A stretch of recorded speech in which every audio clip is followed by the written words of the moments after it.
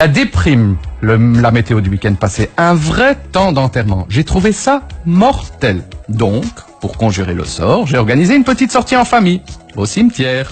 J'en ai d'abord parlé à ma femme, qui a fait une tête de déterré. Elle a vaguement essayé de s'opposer, mais face à mon entêtement, et vu que la négociation était au point mort, c'est la mort dans l'âme qu'elle a accepté l'idée.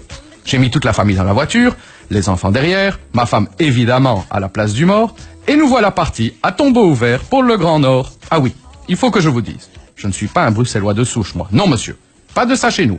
À la vie, à la mort, nous sommes et resterons anversois. D'ailleurs, entre nous, si mes ancêtres avaient pu s'imaginer qu'après mon enterrement de vie de garçon, je vienne vivre à Bruxelles, qui plus est pour épouser une séfarade, ils se seraient retournés dans leur tombe. Tout ça pour dire que les Anversois, qui sont à mort fiers de leur morne plaine flamande, ont décidé que leur concession à perpétuité serait aux Pays-Bas, dans le petit village, et je n'invente rien, de pute.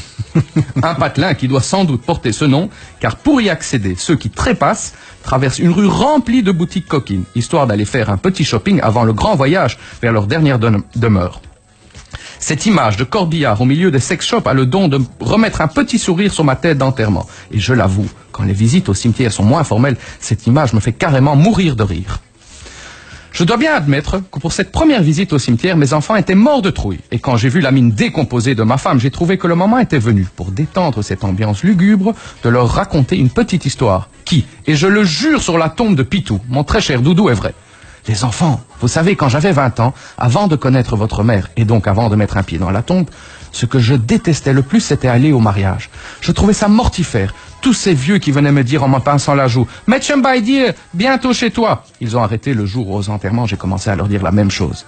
Ma fille, qui trouvait que je n'y allais pas de main morte, a malgré tout troqué sa tête de croque-mort pour un grand sourire.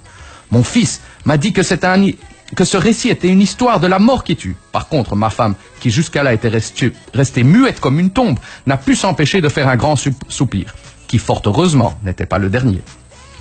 Arrivé au cimetière, on a commencé notre visite. On a pris l'allée principale, le boulevard des Allongés, celle où on retrouve les pontes de la communauté, les plus nantis, ceux qui ont fait fortune de leur vivant, mais qui n'ont pas pu l'emporter au paradis. Par contre, le jour venu, c'était une question de vie ou de mort. Il fallait qu'ils soient aux premières loges pour traverser le Rubicon et affronter le jugement dernier. Au fond du cimetière, mes enfants ont aperçu le vieux Moïse qui se lamentait sur la tombe de son épouse.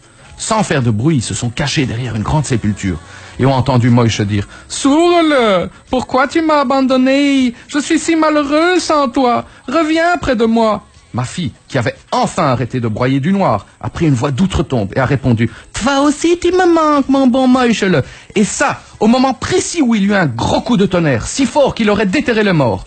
Là, on a tous vu le vieux s'encourir, comme s'il avait la mort aux trousses. Il hurlait à la mort « Abror, arrête tes bêtises, Sourle, je disais ça pour rire !» Enfin, vous l'aurez compris, dans notre famille, pour conjurer le sort et sans jamais faire de concession, on prend le mort aux dents. Et plutôt que se morfondre dans des pensées lugubres, on se dit « La vie est courte ». Alors, avant que l'heure soit venue de manger les pissenlits par la racine, on va tout faire pour rigoler jusqu'à en crever.